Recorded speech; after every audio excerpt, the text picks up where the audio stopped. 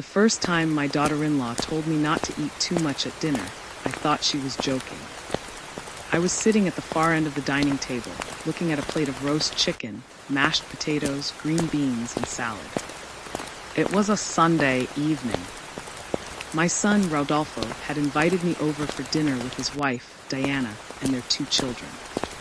I had brought us homemade apple pie. I had always brought something when I visited. It was an old habit. Mothers have habits that don't disappear just because their children grow up. I carried food to my son's house. I asked whether everyone had eaten. I noticed when someone looked tired. I packed leftovers into containers nobody asked for. Sometimes I wondered whether I had forgotten how to visit my own family without doing something for them. That evening, though, I had decided to simply enjoy dinner. The table was crowded. Rodolfo was telling a story about work. The children were arguing over who would get the last dinner roll. Diana was laughing. For a few minutes, everything felt normal. Then I reached for another piece of chicken. Diana looked at my plates. "You might want to slow down." I stopped. I smiled. "I'm hungry tonight." She gave a small laugh. "You didn't pay for this dinner, so don't eat too much." For a moment, I thought I had heard her wrong. The children became quiet. Rodolfo stopped talking. I looked down at my plates. There was nothing excessive about it. 1 piece of chicken, a small serving of potatoes, some vegetables. I had eaten less than anyone else at the table. But suddenly, I didn't know where to put my hands. I placed the serving spoon back in the dish. "Oh," I said quietly. Diana continued eating as though nothing had happened. Rodolfo looked at her. "Diana, what?" she asked. "I don't think that was necessary." She shrugged. "I was joking." Maybe she was. Maybe she wasn't. But some jokes have a way of telling you exactly how someone sees you.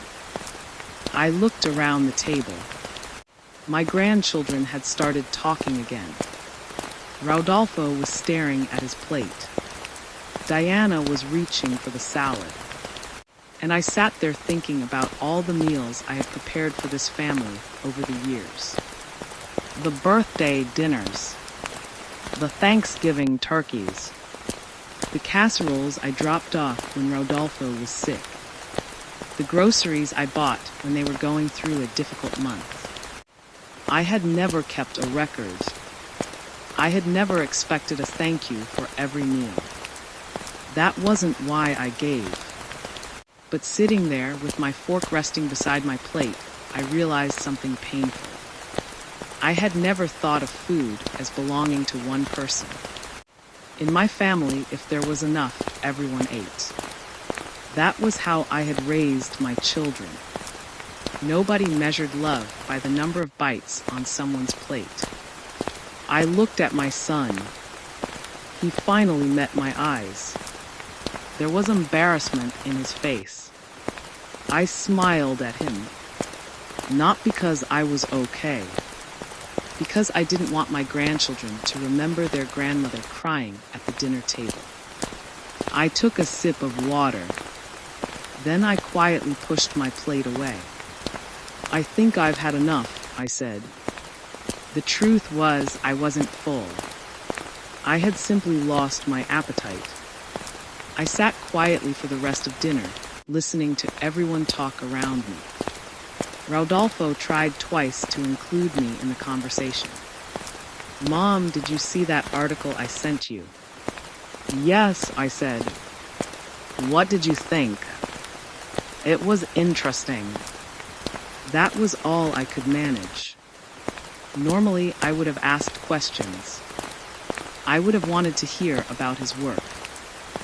I would have teased the children. I might even have taken another piece of chicken. That night, I didn't. When dinner was over, I stood and began collecting the plates. Diana looked at me. "You don't have to do that." I smiled. "I know." I carried my plate to the kitchen. As I ran water into the sink, I heard Rodolfo behind me. "Mom, you really don't need to wash anything." "I know." He came closer. "Are you okay?" I kept my eyes on the sink. "I'm fine." He was quiet. Then he said, "You're not fine." I turned off the water. "Rodolfo, it was just a comment." It wasn't just a comment. I looked at him. He seemed embarrassed. "I shouldn't have let it happen." "You didn't say it." But I was sitting there. I dried my hands. Sometimes people say things they shouldn't. He nodded. Then he asked, "Has she said things like that before?" I hesitated. That was the question I didn't want to answer. Because the truth was, there had been other moments. Small ones, easy to dismiss. Diana once joked that I stayed too long when I visited. Another time, she told me to call before coming over, even though Rodolfo had always said I could drop by. There had been comments about how much groceries cost. Comments about the children's snacks. Comments about how I always seemed to have an opinion about dinner. None of them had been serious enough to cause an argument. At least, that's what I had told myself. But sitting at the kitchen sink that evening, I saw them differently. Maybe I had been ignoring a pattern because admitting it would hurt. "I don't want to make trouble between you and Diana," I said. Rodolfo shook his head. "I don't want to be the reason you fight." "You're not." He paused. "But I need to know what you're feeling." I looked around the kitchen. It was beautiful. Clean counters, new cabinets, family photographs on the wall, a refrigerator covered with the children's drawings. I had helped Rodolfo and Diana with some of the expenses when they bought the house. I had never mentioned it. Not once. Because I hadn't helped them, so I could claim a place at their table. I had helped because they were my family. But suddenly, I felt like a guest. Not because the house wasn't mine. Because I no longer knew whether I was welcome to simply be there. I picked up my purse. "I think I should go home." Rodolfo looked disappointed. "You just got here." "I know." He walked me to the door. Before I stepped outside, he said, "Mom, please don't let one sentence make you feel like you don't belong here." I smiled sadly. One sentence can reveal a lot. He didn't answer. I drove home slowly. When I entered my house, I didn't turn on the television. I went straight to the kitchen. On my counter was the empty pie plate I had brought with me earlier. I had brought it back because nobody had finished the pie. I looked at it for a long time. Then I realized something. I had spent years making sure my family never felt like they were taking too much. Maybe it was time to stop measuring my own worth by how much I could give. I washed the pie plates. And that night, for the first time, I began wondering whether being a good mother meant always making room for everyone else, or whether it also meant knowing when to make room for myself. The next morning, Rodolfo called me. "Mom, can we talk about last night?" I knew immediately what he meant. "Yes." I keep thinking about what Diana said. I was quiet. Then he asked, "Why did you stay silent?" I looked out the kitchen window because I didn't know how to answer him without making his wife sound worse than she was. Because I had spent my entire life protecting my children from uncomfortable truths. And because mothers sometimes learn to swallow hurt before they learn to speak about it. I didn't want to embarrass anyone, I finally said. "Mom, you were the one who was embarrassed." "I know." "Then why didn't you say something?" I sat down because I didn't want one sentence to become a family fight. Rodolfo sighed. That sentence wasn't okay. "I know." He was quiet for a moment. Then he asked, "Has she said things like that before?" I closed my eyes. There it was, the question I had been avoiding. "Yes." "What kind of things?" I told him. Not every detail, just enough. The comments about staying too long. The reminders to call before visiting. The little remarks about groceries and expenses. The times Diana had made me feel as though I was taking up too much space. Rodolfo didn't interrupt. When I finished, he said, "Why didn't you tell me?" "Because you love her. That doesn't mean I don't need to know when something is hurting you." I looked down. I didn't want to be the mother who complains about her daughter-in-law. Rodolfo's voice softened. "Moms, you're not complaining." "Then what am I doing?" Finally telling me the truth. That sentence stayed with me. For years, I had believed that keeping peace meant keeping quiet. But perhaps there was a difference between peace and silence. Peace meant people could speak honestly without trying to hurt each other. Silence simply meant someone was carrying the hurt alone. "I don't want you to choose sides," I said. "I don't have to choose sides." Rodolfo paused. "I just need to understand what happened." I nodded.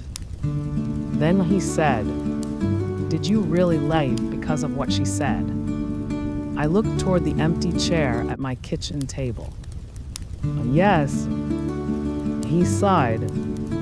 "I wish you had stayed." "So do I."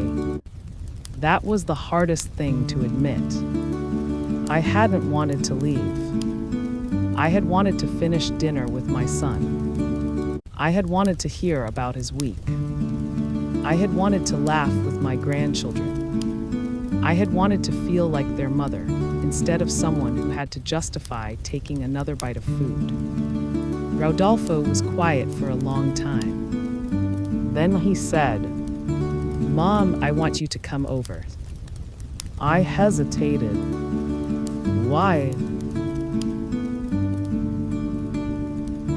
"Because I don't want you sitting at home thinking you don't belong in your own family." I smiled through the tears that had finally come. "I don't know if I'm ready." "You don't have to decide today." "Thank you." "And Mom." "Yes." "You never have to earn your place at my table." I closed my eyes. That was all I had needed to hear. Not because I needed permission to eat. Because I needed to remember that my worth had never been measured by I was family. And perhaps it was time for all of us to remember that. The next Sunday, I went back to Rodolfo's house. Not because I had forgotten what happened. Because I didn't want one painful dinner to become the story of my relationship with my son. Rodolfo had asked me to come. Diana had agreed. The children were already at the table when I arrived. My grandson ran toward me. "Grandma." I hugged him and smiled. For a moment, everything felt normal. Then I noticed the empty chair beside Diana. Rodolfo pulled it out for me. "Mom, sit here." I did. Dinner began quietly. Nobody mentioned the previous Sunday. Diana served the food. When she placed the chicken in front of me, she hesitated. Then she looked at me. "I owe you an apology." The table became quiet. I looked at her. "You do." She took a breath. What I said last week was rude. Rodolfo looked at her but didn't interrupt. Diana continued. "I was thinking about the cost of everything, and I said something I shouldn't have said." I nodded. "I appreciate you saying that." She looked relieved. But I wasn't finished. I put my fork down. "I want to tell you something too." Everyone became still. I looked at Diana. "I don't need you to apologize every time I come over." She looked confused. "What do you mean?" "I mean, I don't want this to become a family where everyone is afraid of saying the wrong thing." I paused. "But I also don't want to be treated as though my place here depends on what I pay for." Diana lowered her eyes. "I understand. I've helped this family because I love you." I looked around the table. Not because I wanted to buy a place at it.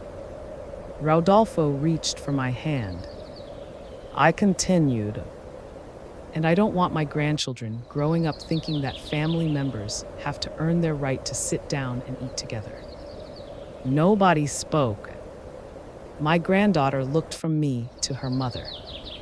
Then she reached for the serving spoon. "Grandma, do you want more chicken?"